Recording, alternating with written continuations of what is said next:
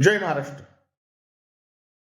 नवऱ्याजवळ राहायचं पण शेजारच्यावर प्रेम करायचं, हे म्हणणं प्रकाश महाजन आणि यांच्यासारख्या लोकांना लागू होतं.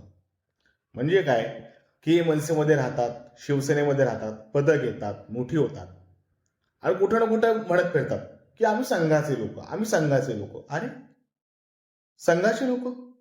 संघामध्ये यांना कुत्र तरी विचारतं का? म्हणा बरं राष्ट्रीय स्वयंसेवक संघाला, की यांना एखादं पद द्या मोठं, जिल्ह्यावरचं, शहरावरचं. नाही देणार. यांना सन्मान फक्त ठाकरेंकडेच मिळतो. आणि ही वेळ वेळ आल्यावर ठाकरेंवरच पायवरती करतायत. काय बोलायचं या लोकांना?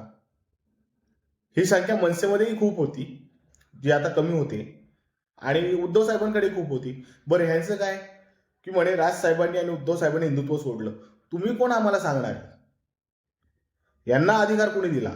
म्हणजे भाजप सोबत असेल तरच हिंदू आणि हिंदुत्व का? मी हिंदू आहे, मी हिंदू आहे, माझं माझ्या धर्मावर प्रेम आहे, पण माझं माझ्या धर्मावर प्रेम आहे की नाही हे तपासण्याचा अधिकार भारतीय जनता पक्ष आणि राष्ट्रीय स्वयंसेवक संघ यांना कोणी दिला? काय संबंध आहे यांचा? आहे मी हिंदू, माझं माझ्या धर्मावर प्रेम आहे, एवढं पुरेसं नाहीये का? भाजप सोबत गेलो तरच मी खरा हिंदू, नाही तर मी खोटा हिंदू? ही नालायक लोक आहेत, सत्तेच्या तुकड्यांसाठी कुठेही पळणारी लोक आहेत.